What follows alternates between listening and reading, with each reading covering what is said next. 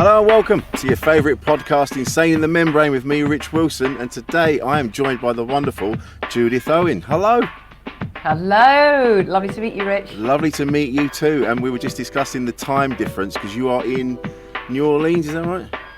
I'm actually even worse than that. I'm in Santa Monica, so it's even earlier. So it's God. 8 a.m. Oh, I shouldn't say that. So let me just say, it's even earlier than you can imagine. Yeah.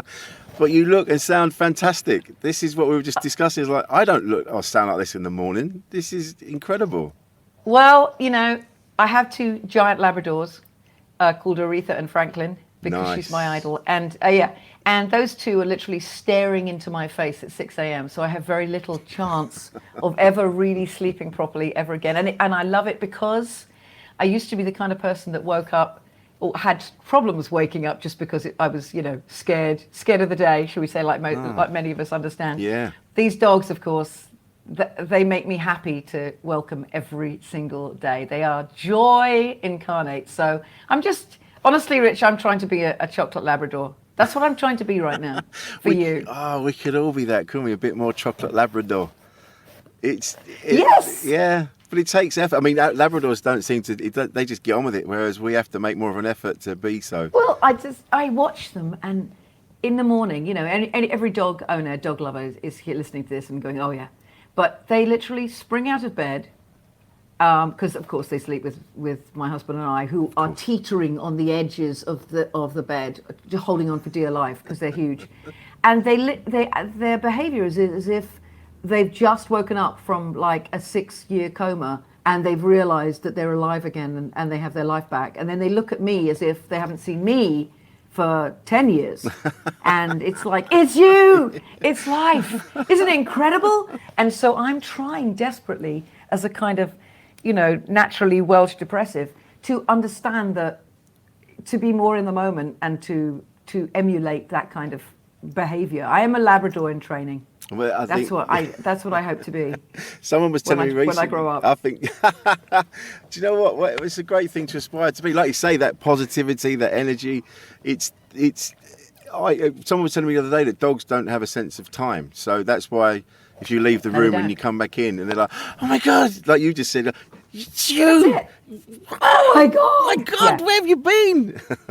It's the great, I mean, there is, your significant other will never look at you the way that your dog will look at you as if you're back. Oh my God, I love you. They will never, ever, you know, I mean, it's not possible, but that's why those of us who are slightly flawed, to have dogs in our lives, of course, is the most extraordinary and marvelous thing. Every dog lover and owner knows this. It is a true gift. That's why we go through the unbearable loss every, if you're lucky, 13 years, yes. Because life with a dog actually makes you, I believe, a better human being. It really does, because it teaches you so much in being able to be gentle and endearing and empathic and loving. It allows you to show your most vulnerable side, your most loving side. And we rarely get to do that without feeling either shame or vulnerability and fear that someone's going to hurt us. So yeah. I think it's an extraordinary gift that they give us. I think you're right, and having that and realising that it's actually, like you say, precious that we exist in the first place, and we are, as you said, we all suffer with, mental health issues on some level, somewhere at some point in our lives, and to try and, I do this myself, so I try and focus on the positives and try and go, okay, yeah, you're right, you're a bit skint, or you haven't got this, you haven't got that, but look what you do have. Look what you do have. And that's difficult to do. You're so right. My husband, when I was years ago, and I've always struggled with depression, and it's in my family very deeply. And of course, like I said, I joke about it, but it's very Welsh. I mean, it's like, there is the melancholy there, melancholia. And when I met my husband, he described me as being the glass half broken. This is one of the best lines anybody has used to describe me, except the truth is the flip side of that darkness, and that's what comes out in music and what has come out in as I've got healthier and healthier, and is that I'm actually a very alive, vital person. Yeah. Who has, it's like that the two sides of a coin. It's just there is that you know, and I have to say, there's not a funny person I've ever met in my life, and I mean a professionally funny person that I've ever met in my life who isn't the darkest son of a bitch you'll ever meet ever. Yeah. And I think that's very telling, is that need to find light and find joy, because inherently there is that darkness in there. So I think the hardest thing any of us can ever learn to do, which dogs do so easily, is to be present and in the moment. Yeah. I really do. Yeah, which is, and I learned that through reading Ruby Wax's books. Was that I remember reading, I can't remember which one it was specifically, but it was that when you're having a moment, just go, right, hang on a minute, just sit there and feel the chair, feel the desk that you're sat in front of, feel the thing, like start to recognise what's around, and actually feel the things. I'm like, oh my God, that it blew my mind. Totally blew my mind. Yeah, it's the exercise in mindfulness, which she writes about, which is being so present that you could actually feel your human presence and weight. Yeah, that was it. Within the planet, you know, within the place that you exist, is an extraordinary thing. And we all get that moment where you suddenly look up and think, oh my God. You know, I remember honestly, I was here in Santa Monica for years when I came over to be with my husband. I'm always going back and forth between America and London. But I remember the day when I woke up as if from a Rip Van Winkle sleep, where I suddenly realized that I was standing on the beach in Santa Monica, surrounded by the most beautiful surroundings imaginable. I mean, it was extraordinary. And it had taken me, I'd say, probably 4 or 5 years, because my brain was so functioning so badly and was chemically so bad that I couldn't absorb any of the beauty, because, as you know, you can't feel joy in any shape or form when you are that dark inside. And that's the truth, you know, that's really it, isn't it? It's the fact of, if it's like, you know, looking in the mirror with an eating disorder and thinking, I'm fat, you know, at 90, you know, at whatever, like when you're skeletal. It's that thing where if your brain is telling you that life is dreadful, and that you're in pain, that you can't see anything beautiful, you can't absorb anything positive. And, you know, having gone, you know, done a show or created a show with Ruby years past, losing it, that was the point of it all, as two people who had struggles with their own versions of depression, but who had the greatest desire in the world to, you know, rip the Band-Aid off the tumor, which is the truth, because that's what most of us do, is self-medicate or do things that cover it up to a point but don't actually deal with it. And to try and take away that stigma, which God knows I grew up with, and the shame and the secrets. Yes. The secrets constantly. I honestly, Rich, I look at myself now as a very mentally healthy human being, and that's and a lot of that, and most of that, is thanks to music and thanks to the thing that I do. And I'm so far from the person who I was then. It's really extraordinary. I'm so grateful. It's funny as well. It's funny as well with, you know, people have this assumption that because your husband, Ruby, tremendously successful people, and there's this assumption like, well, you're successful, you're living the dream, so how could you have any of these issues? And it just goes to show you that on a mental, on a subconscious level, we're all the same, and we all have these struggles. It doesn't matter what's going on or what we've achieved. Correct. There's still that darkness that just, and for no reason. It's like you say, you know, like you've got a tremendously successful music career, and you still have, and you have those moments you were like, oh, what's the point? What's the point it doesn't matter what you have. It's sort of like, you know, whether you look at like somebody like Anthony Bourdain or any, you know, people who take their lives, people who struggle with this constantly, people who are addicted to, just addicted. Let's just put that under there, because it can be anything. It can be drugs, it can be booze, it can be shopping, it can be sex. It's whatever. You can put that name on it. But having success means nothing. And that's success on any level, you know, for people from the outside that think you're doing so well. What have you got to be depressed about? It's not That's not what depression is. It's a really malevolent little disease that, like I said, if you imagine your brain as your computer, the computer is running everything. It's telling you how you see life. Yeah. And so what you have, what you've achieved, the things around you, your beautiful family, your loving partner, whatever it might be, it doesn't come through. It does not come through at all. Yeah, I know exactly what you mean.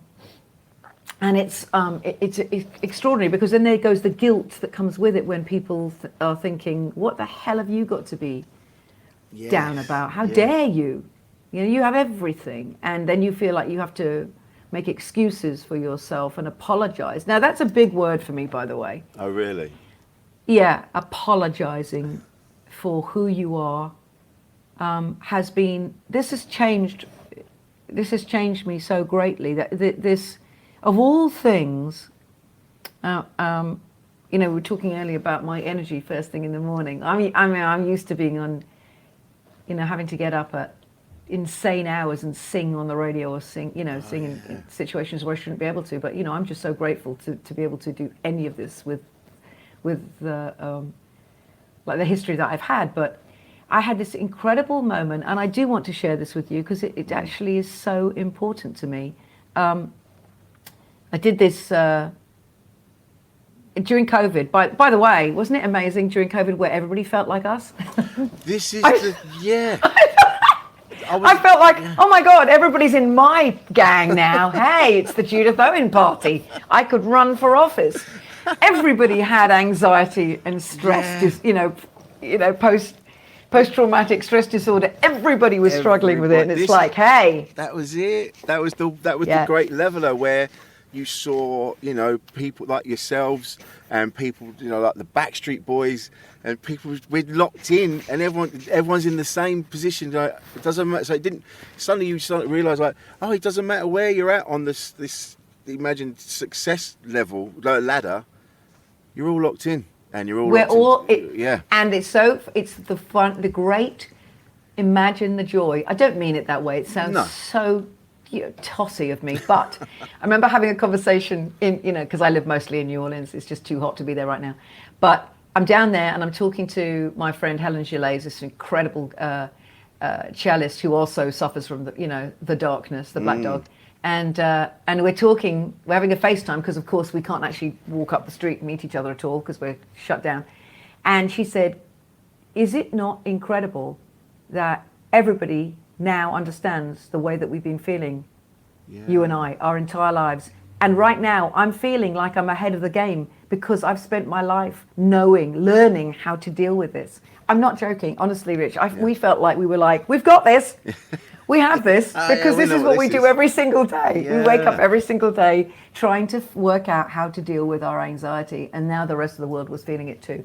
And that's a bit of a harsh thing to say, but there was a joy and an irony in there for us.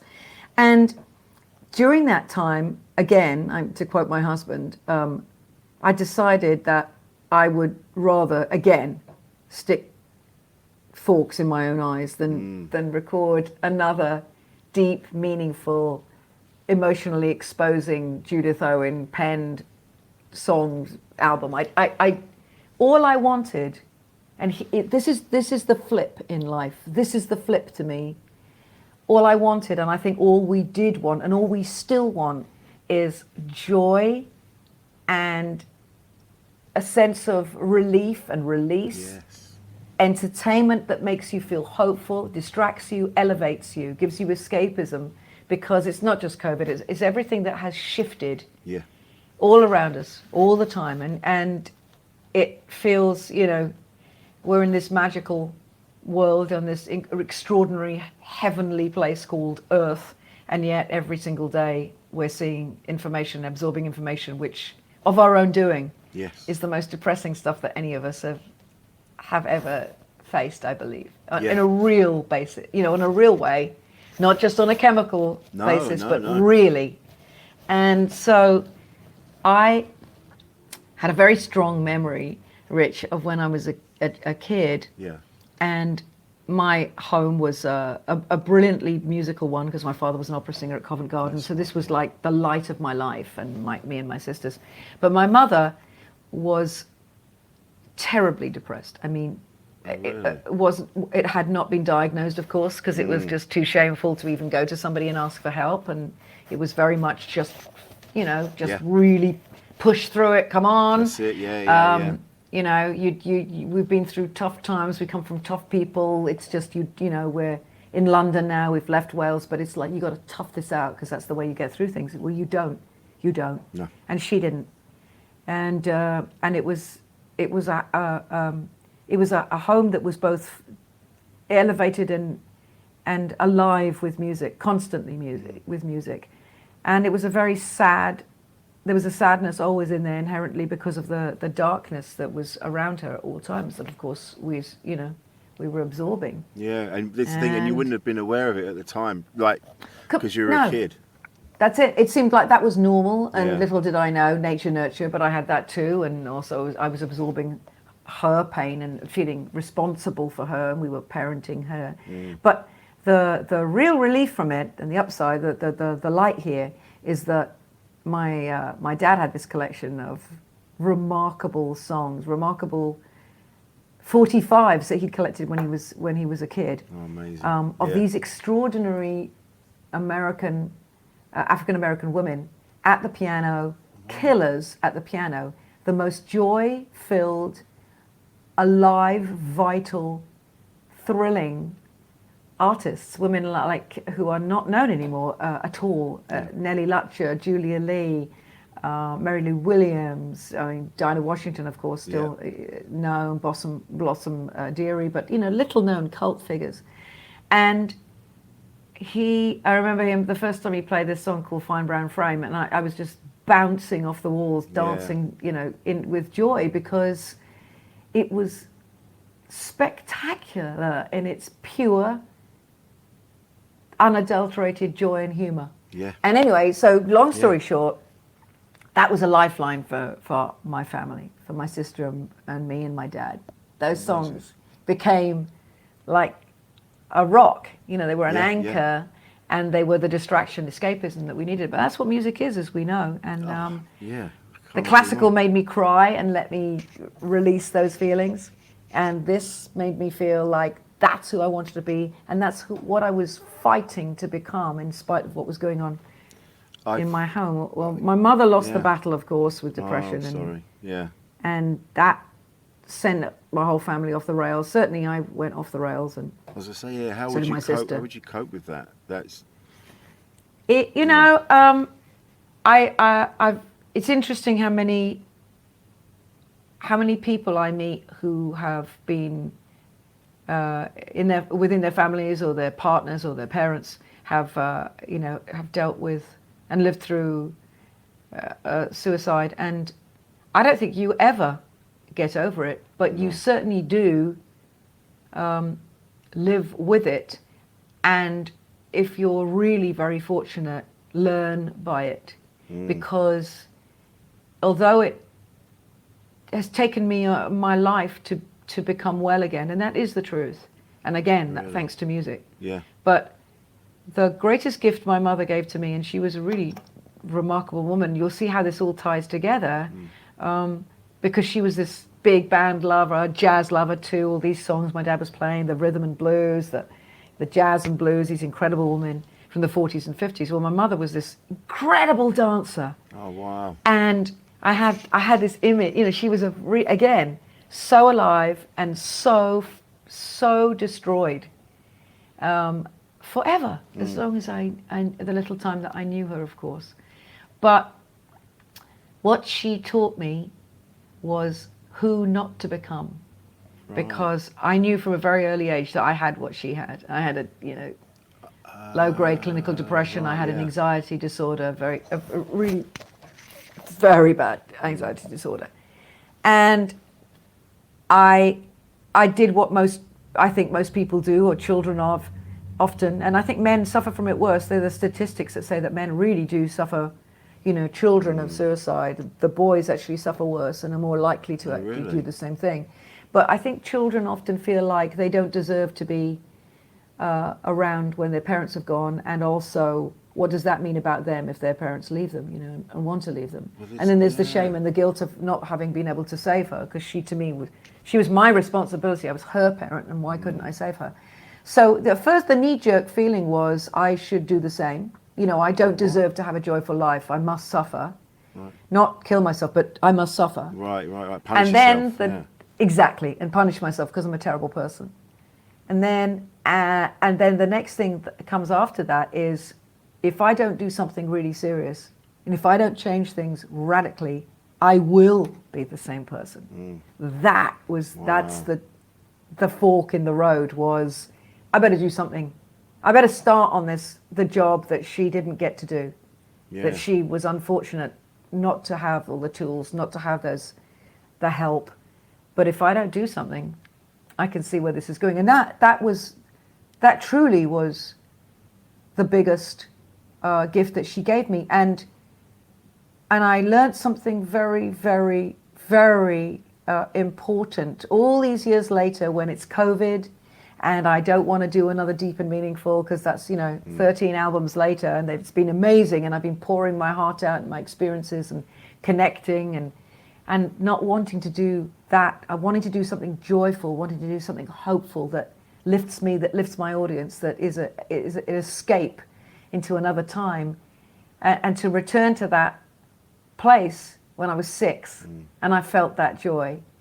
That changed so much for me. I mean, this sounds like so corny, me saying it this way, but it changed so much, because what these women were they were unapologetically themselves.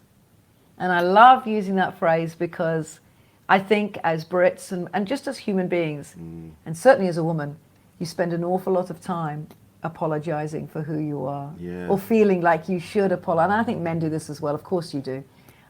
Feeling like you should here's the word, you're not enough. Yes. And the sense that we all have, those of us who appreciate this and have it, is that I am not enough. And the reason for that is you haven't had a parent who's told you you're enough. Because I had this extraordinary experience recently where I met a woman who was so put together here in LA, so beautifully confident, not revolting, not like precocious and terrible and like that horrible LA thing that we all know, but a naturally, divinely at peace with herself confidence that I like to feel that now I have actually achieved without playing at it, without acting, without pretense, like that used to be me. That was the armor I wore. Yeah. But genuinely, and I asked her, how have you always been this way? And she said, oh yeah, I was very fortunate. Wow. I had this wonderful mother. That was the one that almost killed me when I heard that. I had this wonderful mother who always told me that I was more than enough. And that I could do whatever I put my mind to, and if anybody undermined me or made me feel less, or played games, that I should leave and walk away. Right. And I was just sort of like, this was, Well, and it was. Oh no! I just like you. Thank you, Rich. I was literally like, you could do that as a kid, and it turns out you could if you had. And of course, my parents couldn't tell me that, because they weren't told that. No. They felt like that they had to apologize for themselves the whole time, and that they were somehow not enough and hadn't been invited to the sexy party of life. Guess what? There is no party. It's just this. That's what it is. And so here we are, all these years later, and I meet this woman, and I'm making this record, and it becomes very clear that the key to all of this is feeling like you're enough. I couldn't feel like I was enough. I had a mother who was so flawed and who left, and it was clear that I definitely wasn't enough. But the truth is, we're all enough. I mean, I hate to sound like proselytizing about this stuff, but how interesting, I guess, when you get to be a grown-up badass woman, which is what I've always been in Yeah. This is who I've always really been inside, trying to figure out how to gestating a badass. When I first heard these women, that was the start of it. That was my love affair. But I think all I ever wanted to be was my authentic, absolute self, and to not apologize for being a bit loud and a bit mouthy and, Yeah. outspoken and big behind the piano and unafraid and funny and clumsy and stupid and silly and all those things that it takes to be a beautifully flawed human being. Yeah. And I made this record, and in the making of this record and in the sort of embracing these women's lives and their music and who they were and their absolute trailblazing fearlessness, I realized that my struggle, my battle was with myself.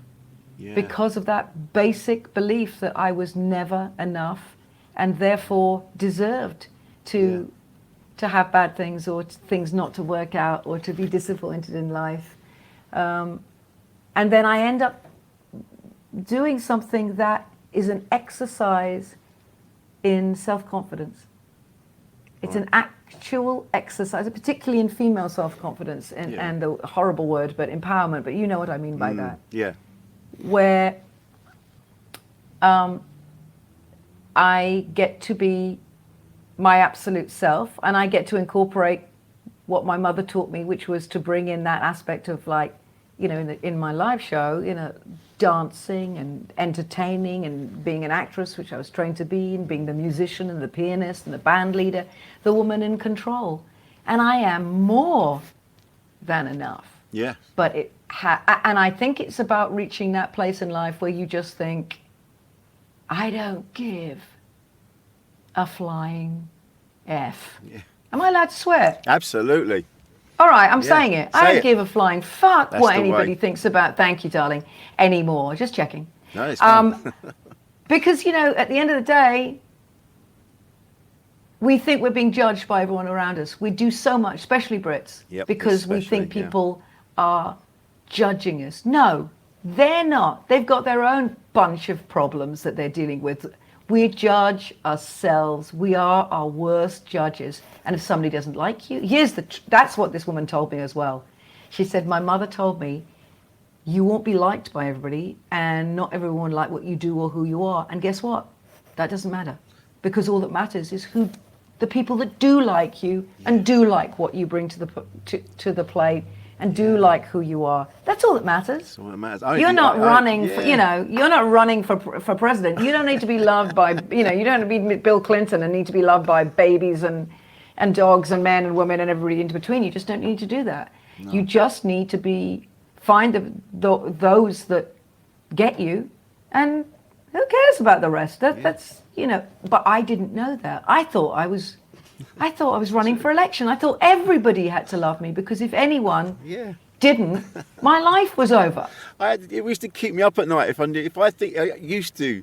thought, someone doesn't like me. I'd track them down and go, why? Why don't you like me? But like you say, now you're a bit older, you kind of go, oh yeah, it doesn't not like that. Not everyone's going to like you. And they shouldn't. No. Because that's like saying that everyone you date is going to be a success. No. It's like this is all about chemistry, but the pleaser, the child that's the pleaser, the child that doesn't think, and we are basically all children. Our bodies just grow fast, and that's all there is to it. But inside, we're just little children. Yeah. And most of us usually stop evolving at some point in our lives when something bad has happened or something strange has happened, unless you have a great, like I said, like this friend of mine. But I think if you're a pleaser, as I used to be, then to not win someone's love, as you said, it can destroy you. Yeah. Keeps you up at night. Yeah. Destroys you. Yeah, absolutely. And it's only been in the last few years when I've realised that. I used to be terrible. I remember before I was a comedian, and I was a manager of a comedy club, and the guy that owned it, he went, mate, he goes, you're too nice. You're too busy worrying about what people think of you. He goes, you're a terrible manager. because you're trying to be everyone's mate. I'm like, I can't. I couldn't help it. I needed everyone to like me. Yeah, but and I think that is why, that's why people don't end up usually with managers who are, and that's the truth, nice people. Let's be honest, nice people. They might be privately, but you can't be a nice manager. No. You can't be a nice agent. Let's be honest, Rich. No. You just can't be a nice agent. Let's be honest. But ultimately, you have to be a bit of a shark, because it's an ugly, dirty business. Yes, it is. Yes, it is. And nice people just get shat on. And you've opened up my fabulous vocabulary now. And I can swear, because I'm a real blinding swearer. I'm terrible. I'm filthy, and I enjoy it. But isn't it extraordinary how much time we waste? And I say waste because I don't really mean waste, because that's what growing and becoming wise is. But damn it, I wish I'd known these simple things, and they are keep you up at night stuff. That is the source of so much. But listen to this. I thought you think you're the only one. It's like I'm doing a show. Tell me you've seen this one. Everybody's having a good time. Everyone's enjoying themselves. And there's one person in the audience that looks like there's a piece of shit on the floor in front of them. Okay. And every time. And it's insufferable, because your insides are dying because you can't win them over. You can't. It's not working. So the 99% doesn't matter. No. And then I heard this great, quite by chance, interview years ago with Phil Collins, and he said the same thing. He said, I could be playing to like a 15,000 arena, but there's a guy in the second row that I'm looking down at, and he's basically got a scowl on his face, or he's looking at his phone, and the whole gig is ruined for me. Thank you. I had this conversation with my wife last week. We did a gig together. She's a comedian as well, and we came off. She went, there was a couple just sat off to the left. They were just scowling and staring at me, and oh my God. I went, yeah, but I was stood at the back, and I could hear everything, and it sounded amazing. You sound like you had a brilliant gig. And she went, I hated it. I fucking hated it. Just because that one couple. Just because of that one bastard couple. Yeah. And it's and you can't be a performer without, obviously, without absorbing that. How could you? You're a human being. But here comes the other bit of a trick that I've realized. It's not even a trick. Okay. But I've been like you are, you get up and you bare your soul. You're a comedian, but you're still you. You're Rich Wilson on stage. That's who you are, even though you're a heightened you. Yes. But as a performer, I get behind the piano, and I'm a heightened me, and I'm a badass at the piano, and I'm blah blah blah, all those other things, and I'm all the stuff that makes me seemingly the most confident person in the world. Nothing has ever made me care less about what the audience are doing than getting on stage in this new, with my New Orleans band, the Gentlemen Callers. That's another story altogether, but they're fabulous, incredible musicians. Nothing has empowered me more than me getting out from the piano and actually being front and center, embodying these women, this era, having a costume and a persona that I lose myself in, but it's still me. Yeah. It's me. But I have a little bit of padding. I have a bit of armor that means that it's not just me just going, look, here's my heart. Jump on it. Stamp on it, would you? So it just, so now I've realized, and I just did a show here in LA, and there were a couple of people in the audience who actually were enjoying themselves. They just had the look of of LA, but you can't tell. Right, you can't tell in LA because there's been so much face work. Who knows what's going on behind there? So it basically, in days of yore, I would have gone, oh no, they hate me. I am no. With this one, I was like, I don't give a fuck. If you're not enjoying this, what is your problem? Yes, he's on What is your problem? There's plenty of leave, go. You're making me, you're ruining it for the rest of the room. Get out. You're bringing us down, man. Go on, get out. So now I found myself actually pointing it. Can you believe this? So now I'm singing these songs that are so rude, full of double entendre and innuendo. You know, if you're not enjoying yourself, you shouldn't be in that audience. And I'm pointing at this couple, really like doing it. And guess what?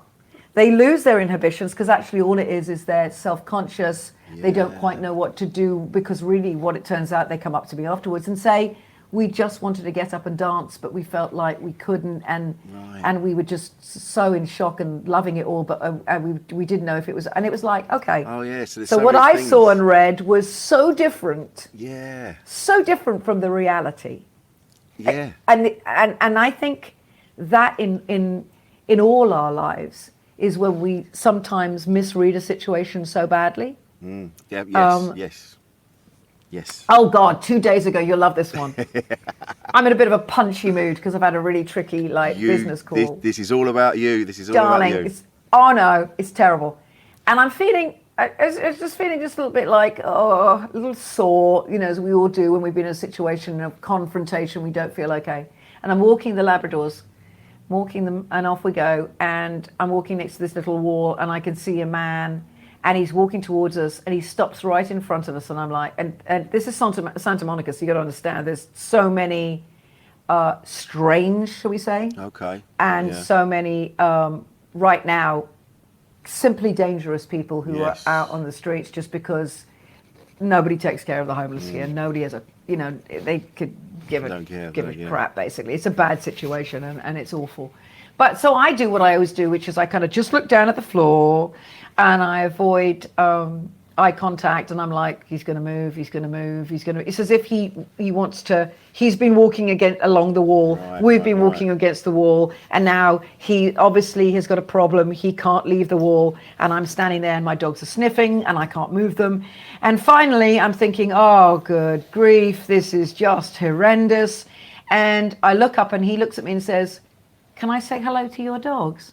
And it's a perfectly nice human being who just wanted to connect and loves my Labradors and wasn't being weird. And that's what I mean. That's what I mean. Yeah. I went out with a certain mindset, and I'm ready. I'm ready for confrontation now because there's so much weirdness out. Of course. And here's a really nice person who's like, I'm just saying. Love the dogs. You just love the dogs. Just love the bloody dogs. So it's anyway. That's an aside. But my point being, it's what so much. Don't you think so much of what we see is what we're already telling ourselves? Yeah. And what we're already thinking about ourselves. Yeah. Every single time. Yeah. Yeah. Yeah. It's only been recently when I've really been looking into why I've behaved certain ways and why I've let certain things get to me over the years. That I'm kind of like, years ago I was with a partner. She was quite a lot older than me, a fantastic, incredible woman called Marilyn. And I remember she said that thing. She said to me, "You are enough," and I didn't get it at the time. I didn't get it. I went, "What?" Didn't get it. But it's only now I go, "Yeah, you are enough." Yeah, everything about it was just. Now I look back, I wish I could ring her and go, "Yeah, I get it now," but we fell out. But and that's a fine example of you can only hear it when you're ready to hear it. Yeah. And it's the same thing as you can only be well when you're ready to be well or want to be well. You can only hear stuff when you are ready and can absorb it. And that's why I want to, I'm on a mission to share this with as many people as humanly possible, but certainly with young women, because that's what I now get are all these young women after shows and on socials, and it's been extraordinary, who now reach out to me asking pretty much the same question, which is, I want to be as confident as you, and I don't know how, and it makes me almost want to cry because they're looking at me like a role model, which is the greatest thing that you can be to any young generation, especially of young women. Absolutely. Who, if you were as lost as I was and felt as lacking as I did, to be able to help them in any way. That doesn't mean they can absorb it. That doesn't mean they can hear it, but to share with them the fact that actually I was exactly like them and really didn't get that point of being enough and of how sexy, and this is for men and women, how sexy confidence is. Oh God, yeah. And again, I mean true confidence, not blasé bullshit. No. I mean natural, beautiful, feeling absolutely good in your own skin and your own body. It's a wonderful, wonderful thing, and it's really sexy. Absolutely, and it's what we all want. We all want to walk into a room and just look like we're at ease with every situation that we're thrown into, and that you know, that's what we all aspire to. It's what I always looked at with other women and just went, oh my God, that's what I want. And I want to ask you this question, because I feel very strongly that at 6 years old, in spite of my family situation, but at 6, I know that I was pretty much the person I am today. I came in really well formed and wanting, I mean, just my personality was there, my love of music was there, my joy was there, my desire to wear men's suits and a tie and look like this. I'm serious, this was all already there. It was extraordinary. And I was already at the piano playing away, the love affair had already begun. And then it seems to me that I spent the rest of my life trying to get back to the person I was at 6 years old, but now with the wisdom that experience has brought me. And do you have that? I have exactly that the same feeling? thing. I've spent my life being have a weird self-belief, but also incredibly, and being incredibly insecure. It's a really weird path that I've walked, where I knew that I was like, again, I knew I was like, oh yeah, I've got it. I like the things I'm into, the things I like music especially. But weirdly, as I grew up, maybe it was because I always had people telling me that I was shit, or I was this, or I was that, and I let it come in. But really, fundamentally underneath, I was like, no, I know I'm all right. I've actually got it going on. I know, and not in a big-headed way. I'm kind of like, no, I know, like I get people saying to me all the time, I go, Rich, you got it going on, mate. You switched on. I'm like, do you have any idea how hard it is for me to walk into a room sometimes and just say hello to everyone? And do you know what I mean? So yeah, I did have it when I was a kid. I was always running around. I was always dressing up. Music. I can't remember a time when I didn't have music around. I was very lucky with my parents being into the blues and the Stones, and explaining to me who these different people were, explaining to me who Brian Jones was, and you know, growing up, who was Bob Dylan. But then Dad saying, oh yeah, but Bob Dylan was inspired by this person, Woody Guthrie, and then going all the way back. And then seeing people like Sister Rosetta Tharpe and people like that, that not only they were not only strong, they were strong in a time when women weren't allowed to be, and especially when there was segregation as well. And these people fought through all that to still do the thing that I can't really explain myself properly, but the strength that they had to go through all that to become who they were. And I know I had that in me. I know that I've now finally got to the point where, like, I wear what I want, I listen to the music I want.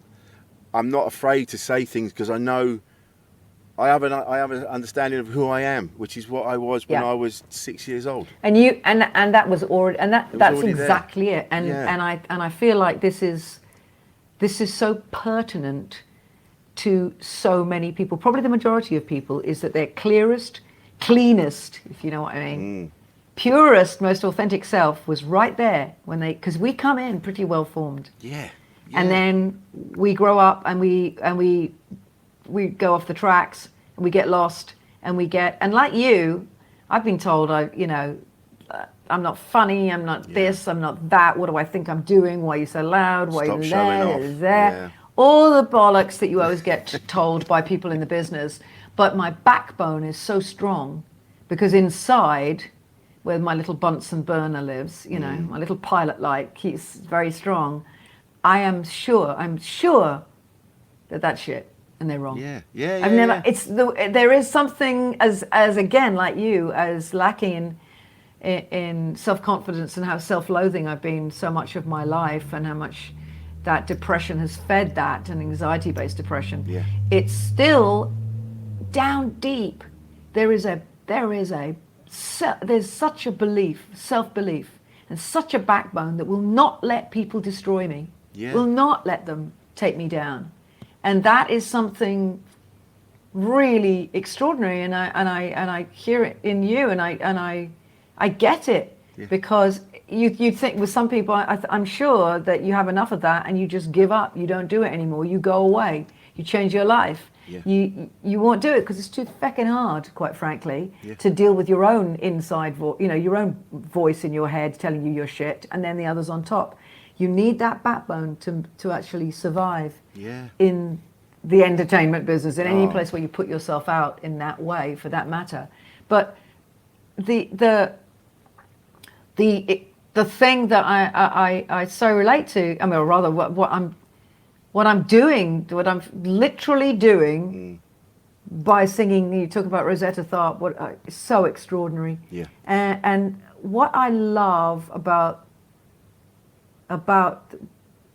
what I loved about making this record, what I love about performing, which I'm, touring with it, doing it, performing, telling the stories of these women within the show, because that's what's so important, is to shine the light on these women, as you say, who were not just marginalized for being female, they were marginalized for being African American. They were they were at the bottom of the ladder, for feck's sake. Yeah. But also, they were the leaders. They were band leaders. They were in charge. They were in control. They were doing it on their terms. Doesn't matter what else was going on. They were in charge. The reason my band are called the Gentlemen Callers is because it's like, Julia Lee and her boyfriends, Nellie Lutcher and the Rhythm. It's like the band, they were the guys that the women were in charge and on top. And I really relate not just relate, this is absolutely the surprise of all of this is 70 years old. This music is 70 years, some of it, and older, and it's as vital and relevant and joyful and as sexy as it was. I mean, it was risque at the time. It was really shocking at the time. Yeah.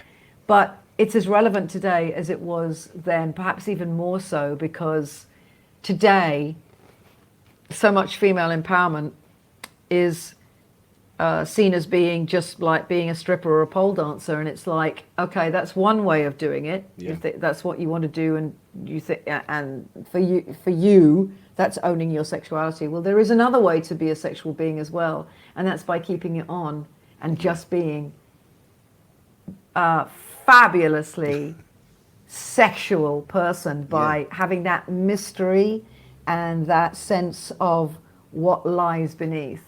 For me, that's always been the sexiest stuff there is. Yeah, but I couldn't agree more. There are, you have to, for young women particularly, I want to send that out, which is, you don't have to be basically stripping off to be sexy. You can be, and that's wonderful if you own it, and if you absolutely, are that's your thing. But there are so many ways to be absolutely the woman in control, the person who, the sexual being on stage or in life, walking into any room and just looking incredibly put together. I think maybe living in New Orleans has got a lot to do with this, Rich, actually. Oh, really? And I think you would relate to this. The dressing up, which I've always been doing, which you've always been doing since you were a kid.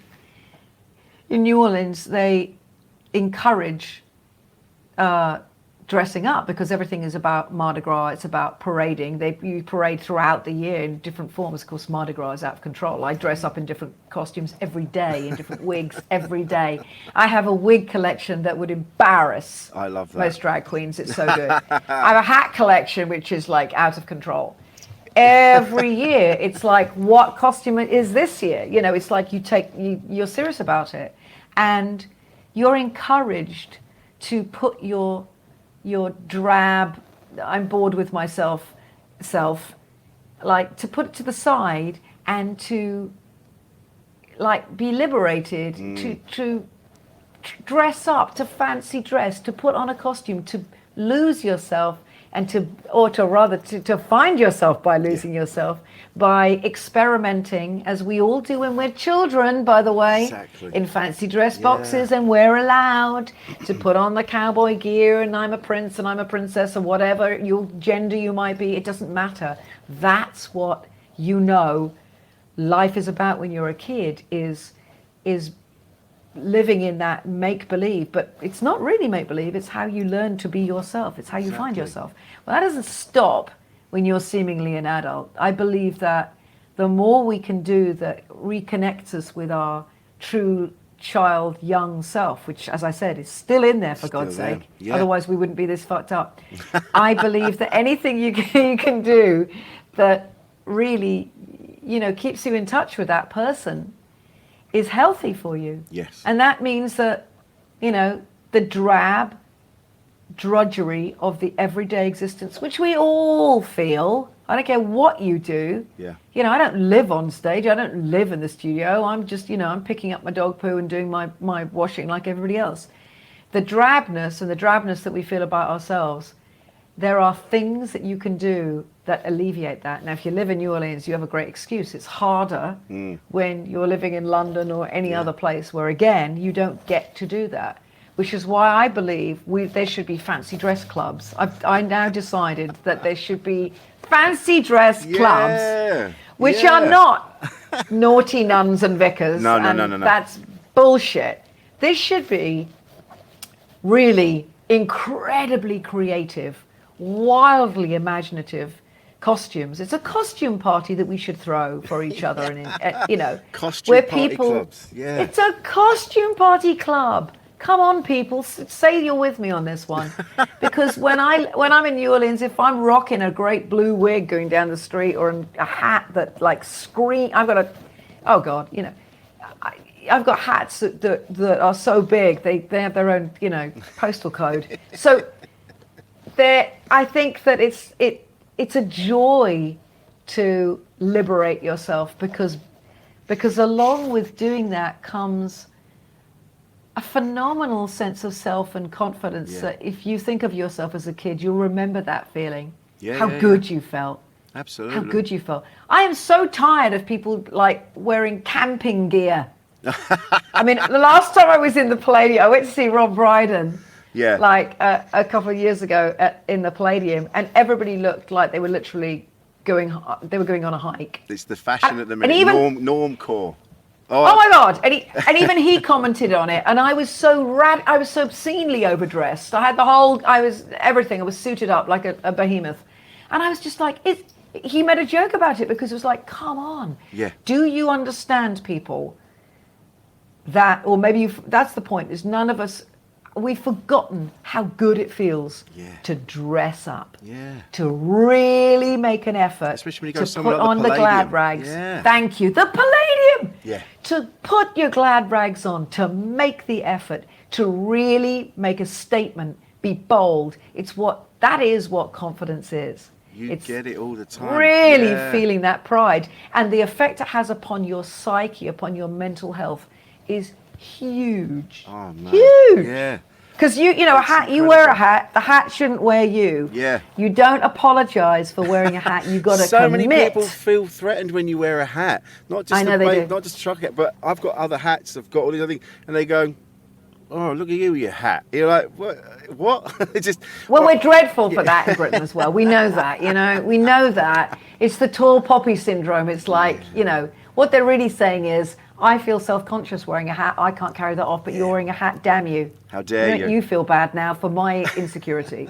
That's all that is projection. Oh man, I've said it before on here. I've said it when I posted on Instagram and things like that. And I've had men come up to me at gigs afterwards, and I'll have like a pink sweatshirt on, and they'll go, "Mate, I like that colour. I wish I could wear that." And you're like, "Yeah, you can wear this," but they're so worried about what their peers are going to say or their family. That's exactly it. And they're like, "Oh yeah, I can't wear pink." You're like, "Yes, you can, because I'm sick and tired of seeing men wearing navy blue and black, or burgundy if they're feeling particularly brave." You're like, "Stick some pink on, mate. Bit of yellow, orange. Yes, go for it." And by the way, men, You don't have to be gay to be able to rock some fantastic stuff. Look at your wonderful shirt right now. Thank you. It's like, where's some fucking colour, would you? Stick some colours on, mate. But that again, you see, it's like, it's what people will think. It's how will they judge me? Will they think because I'll stand out? Well, guess what?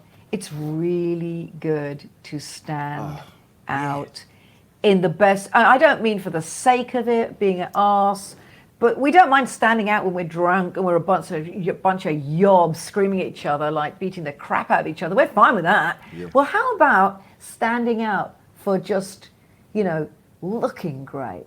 Yeah. For making the effort, for really cutting it.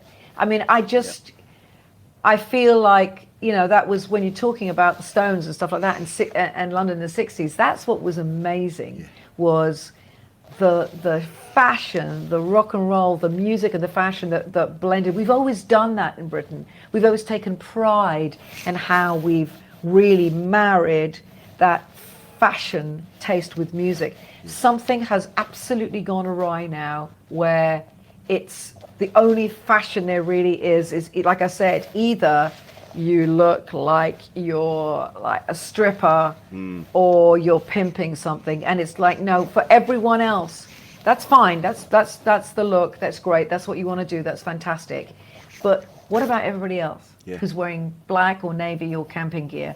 It's not good enough. I had this, I really wanted people to like, I encourage people, like when I do the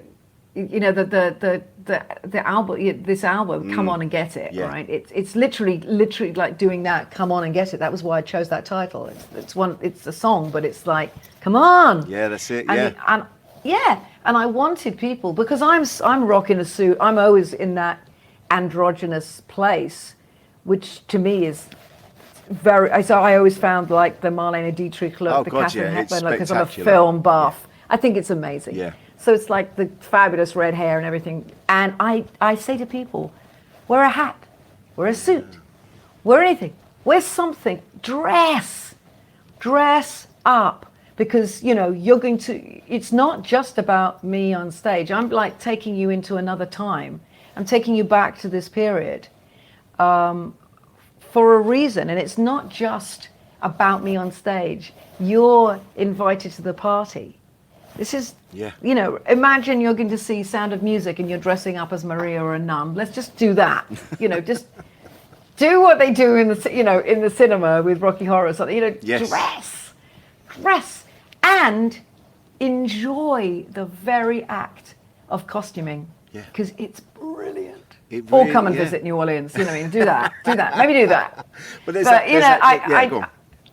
I was just going to say, but I'm a Brit who has definitely had, the cork taken out of my uptight, where, because I've spent enough time in a place that's gone, what? I walked down the road in New Orleans with a hat. You'd walk down with that shirt, and people would go, I get the baby. That's what I get. Love your hat. There's that quote. And if I see would you ever do that in London? I see people in the street, and I say to them, "That is a beautiful. I love your hair," or "I love your suit. You smell nice. Beautiful. You smell nice. God, you smell good." Yeah. Nobody flinches. People are like, "Thank you." Yeah. They get that. This is that you've done something that has deserves their not just admiration, but they want to let you know that they appreciate you. Now that is so not Northern Europe. That's not what we do. It's no, we like to do that to anybody. We like to cut down anybody that is a little bit, Yeah, and it depends where you are as well. You have to be in a certain place if you're going to turn around and go, mate, that is a great shirt, or that is a great hat. I'm always picking up people on their shoes. I'm like, mate, that is a banging pair of shoes. Where'd you get them? But you couldn't do that. Yeah. You couldn't do that in like the countryside somewhere. Don't do that in the countryside. I would say to you, and by the way, I won't be doing that outside of New Orleans in Louisiana, where, let's be honest, I will not be going anytime soon at all, because we are talking about, we're talking about as Republican as you get. Yeah. So That's the thing. you can't. Yeah. And that's the point. Is like you can do this in major cities. We all know that. And that includes, I think that includes Britain. I think that includes most places. You Yes. know, people are more shut down and isolated when you move into small areas. And that's fine. That's absolutely fine. And as it should be. But we go to cities to be cosmopolitan and to be worldly and to be open. Yeah. That's why people go to cities, I Yeah. think, in the most part, of course, You because can they be more want free. Yeah.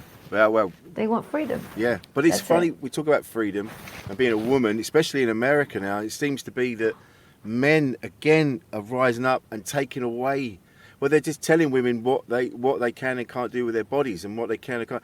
It's like men seem to have had this fear of women since forever, and it's like, what, they're always trying to put women in their place, shut them down, you're not allowed to do this, you're not allowed to do that, and you just sit there. It's extraordinary. Yeah. It's what are you scared and of? I can tell you exactly what they're scared of, and it's just infuriating. But it's the reason why I'm even more proud of going out there and performing.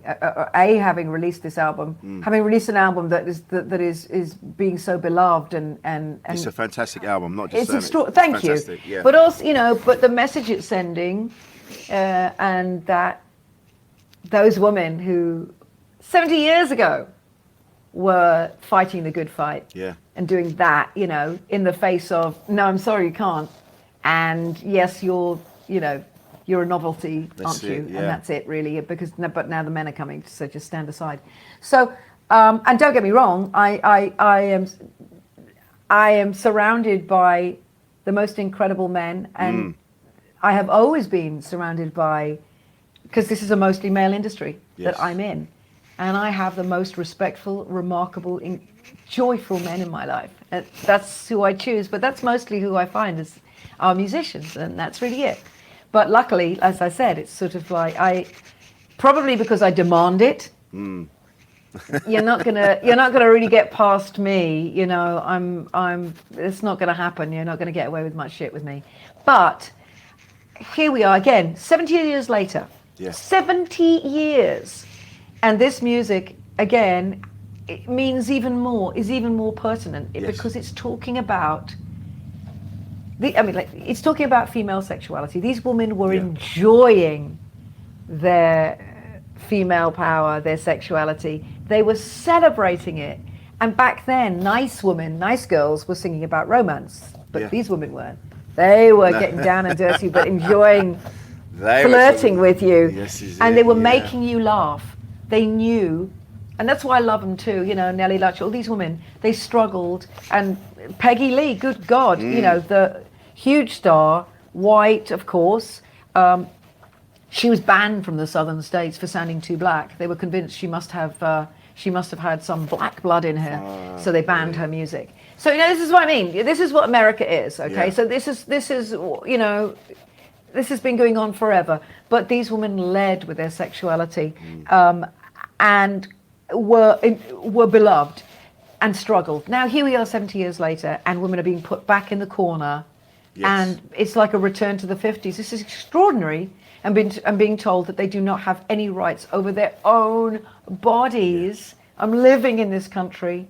I'm seeing this going on. I'm out there singing songs which say, nah, actually, we're very much in tune with and enjoying our sexuality. Thank you very much. And it's the reason that men like this have always been afraid is because, God forbid, that you would have women who are basically the reasons we're all here. So that's the greatest power you can have in life. You are the creator. We know that. Yeah. I mean, you can't do it without men, obviously. So you have to have both. But ultimately, I think the insecurity factor, and it's been going forever, as you say. You can see it in the Bible. You see it everywhere. It's basically that it's a man-made thing where rather than glorying and enjoying women's prowess and seeing them for these extraordinary creatures they are, who, thank God, are responsible for our being. Yeah. Rather than doing that, the insecurity of certain people, of certain men, means that they have to smash that down. Just like the person who might hate you or say, the hat, mate, the hat. That's exactly the same thing. Yeah. It's exactly the same mentality, which is Yeah. undermine what you are threatened by. Now, why you would be threatened, God only knows, but maybe that's the point. You notice that all the people who are threatened by female strength and sexuality are the radical right-winger holy rollers. Yes. And if you ask me personally, these people have as much to do with Christianity as either of my Labradors. Yeah, true. So yeah, it's true. there is no kindness, there is no Christian feeling towards others. All they care about, and this is what is truly sickening, all they care about is the rights of the unborn. Yeah. Once you're born, they could give a fuck. No. And that's what happens. So you can see it by all the people who are out on the street around me right now, living on the street. Yeah. The homeless, the uncared for, the unloved, everybody that's in the hood, all the young black kids who are killing each other off constantly because that's all they have is drugs and guns. They don't give a crap about you when you're born. That's it then. Off their hands. Yeah. So life is only important when it's inside a woman. Like you say, And it's that power, isn't it? Yeah. That's the threat, is that somehow these men are so threatened that they have to have control even over the most powerful thing that a woman has. I mean, physically. But like you say, it's the ultimate to birth power. a human being. It's the ultimate in creation. It is creation. Yeah. So I think that is ultimately where it all stems from. And it is the women that support, the right-wing Christian fundamentalist women that support the subjugation of women and of their sexual and physical rights, I find the most egregious. Oh, God, yeah. Because the men, I understand where it's coming from. I hate it and it's wrong, but I know where it's coming from. Women. Yeah.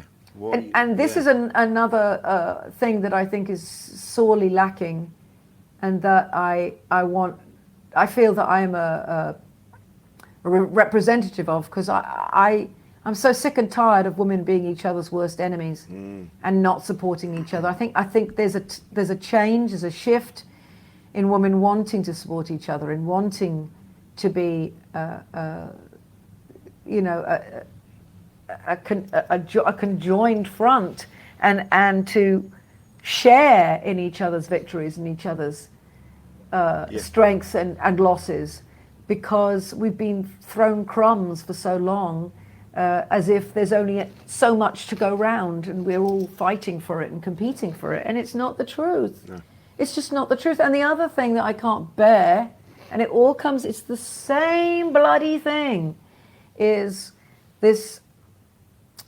I'm a grown-up woman, and I'm sending out the message that I'm in charge of my sexuality. It's mine. Yeah.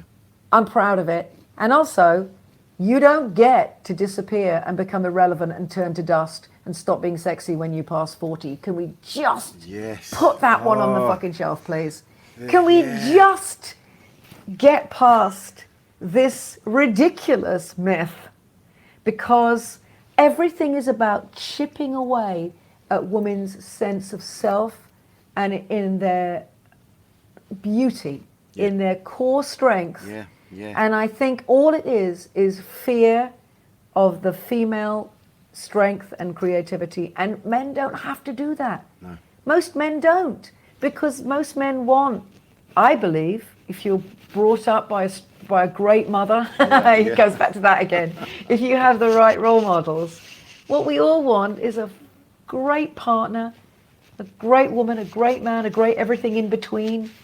You just want somebody who is healthy in their mind, in their heart, in their spirit, and again, confidence and that quiet, beautiful strength is a fabulous thing, and that's what we should be trying to attain. So I think that the centuries old undermining of women is purely down to the threat of them being the creator, them being quite simply mothers.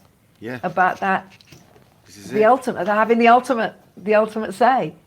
And so, God damn it, stop that before they run away with it, before they just lose, before they get too full of themselves or wear a hat. Thank you, Rich. It's true. There is nothing better than a strong, powerful, not powerful, you know what I mean, confident woman that fucking puts you in your place when you need it. You need it. Everything I've learned has been from the women that have been in my life. Everyone, like with guys, it's kind of like, that guy's pissed me off, and then your mates will go smack him in the teeth, whereas a woman will go, hang on a minute, let's be women have a subtle approach to things without being a blunt instrument, and that's why I've just learned so much from the women in my life, and there's nothing better than a strong, powerful woman. And it really is, it's just like fathers have to be the best role models for their daughters and their sons, of course they do, and that's a shift in the mentality, as you say. It's like, he upset me, hit him. That's not the only way. Please, no, don't make that the only way. Let's not all go feral. Yeah. But a great mother, a loving, strong mother is so important for men and women. Yeah. They're both, but it's all, your parents are going to be your future relationships with same and opposite sex. That's it. And everything in between, again, it's just like they are how you know. They are how you learn. Yeah. And we're only as good as the tools we get. I never had kids because I didn't ever want to go through. I didn't want to be that parent because I know that until now I couldn't have been any kind of a parent. All I would have done would have been continue the bloody cycle. Whereas I just wanted to be well myself. I didn't want to be a flawed parent. No. We're all flawed, but seriously flawed. I didn't want to ever put that. I don't want what I saw with my mother happen to a child of mine, and I have never ever regretted that. Never. No. And so I'm kind of exactly what the holy roller right wingers hate. I'm sure I embody everything that they find threatening. Yeah. So yeah, I kind of am, and I'm smart and I'm outspoken, and I think my dad, who was such a role model for me, both as a musician, but as somebody who showed me that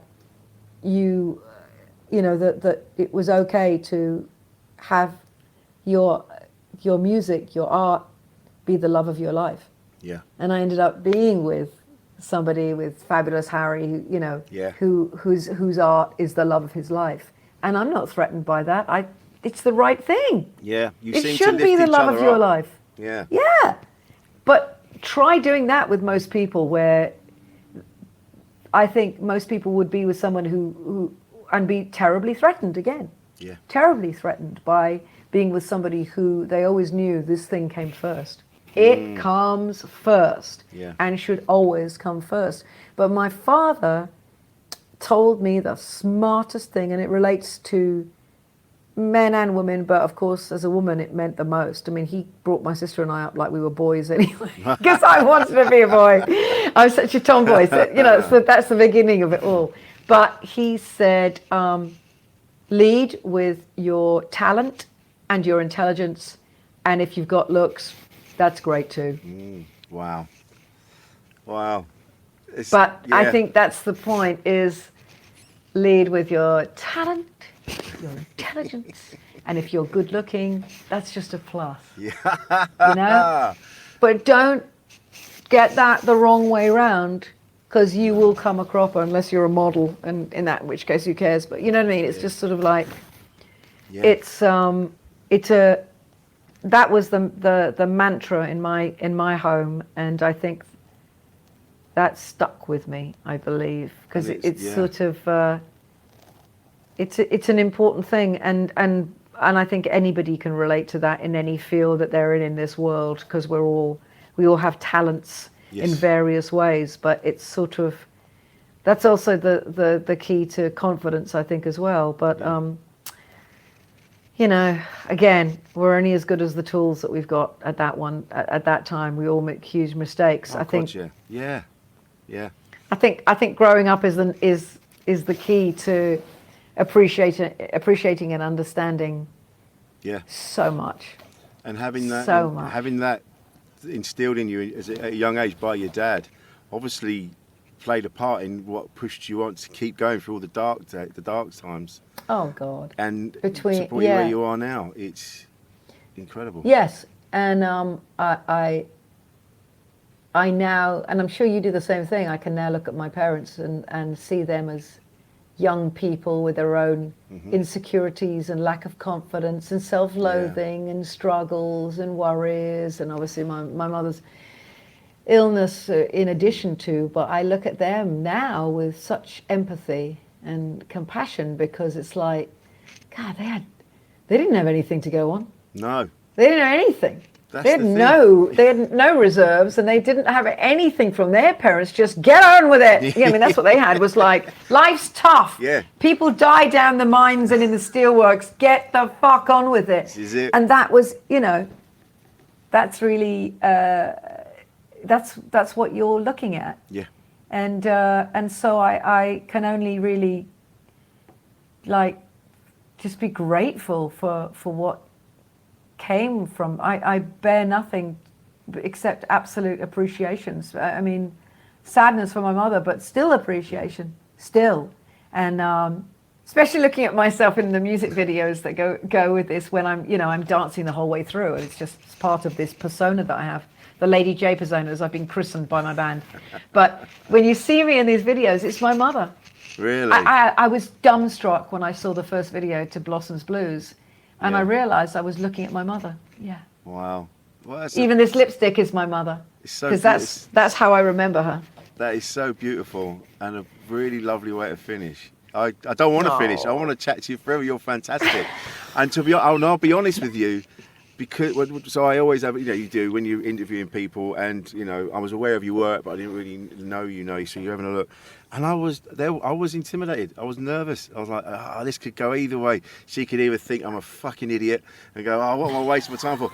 And then, but you just went, right, here we go, and you just went bang, and I have had the best time in your company. Oh, Rich, thank you so I don't much. think listen, you'd know if I thought was a fucking idiot, believe me. You are so, that's the other thing, is I can't lie. You can sort of see it in my face, but I still work with it. You are so not, you're a delight. And anytime you want to invite me back, I'm enjoying myself so much. I'm so glad I woke up at the crack of spit this morning to talk to you. You are a pleasure. I hope you come and see a show in London. I would be honoured and delighted to do that. Coming up, please come down. I would love please come to. down. Your music is excellent. I really liked, because I made a note, My Man's an Undertaker, where it's like, even that, it's like, yeah, we're going to have some fun, but don't fucking tell him. Listen, it'll kill you. Just, what an incredible thing. It's like, you know what? You cross me again or come back and bother me, I'm dating like an Undertaker. He's going to take you out. I mean, it's just like balls on balls. You're going to love Dinah Washington. The woman was like, I got to finish with a story that you're going to absolutely bloody love. Dinah Washington doing the Royal Variety performance in front of Queen Elizabeth, years ago, and the poor woman was dead at 39. Wow. From diet pills. Can you believe that? Oh my God. Talk about the lives that are, off stage terrible, on stage amazing. But all these women led with joy, even though their lives were terrible. Their real lives were so awful. So she's there, Royal Variety performance, and she was the self-anointed queen of jazz and blues. That's what she called herself. She points up to Elizabeth and she says, to Elizabeth, there is only one heaven, there is only one God, and there is only one queen, and your Elizabeth is an imposter. Oh my God. And the Queen obviously went, at the Queen's and own everybody party. was like nervous, Yeah. coughing, dying inside because we're talking London in the 50s. There must have been like turnips passed. It was so uncomfortable.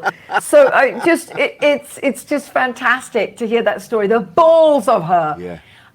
But you gotta love that. So Oh my yeah, God. I know. But yeah, so God knows. So listen, if you're in, you're in London though, aren't you? I am in London, yes. All right, so Monday the 24th of July. you've got to come down. I'd love to. At the Jazz Cafe. Yes, I'd love to. Yeah, I'm going to come down. Come down That'd be because you can't believe the band as well. Really? I mean, I'm stonking, killer woman, but listen, the band. I mean, they're all from New Orleans. This is not something you would see anywhere else. There is a certain sound, that's that gritty, greasy sexuality that comes from New Orleans. And it's, again, if you close your eyes, these guys are smiling when they're playing, and you can't say that about a lot of jazz. No. And so I think I think you'll get such a get such a kick out of this, and also of, again, it's sort of it's very liberating. The whole thing they're very liberating. Yeah, I'm going to be there. Truly. I'm going to be there. I would love that. It would be amazing to see you in action.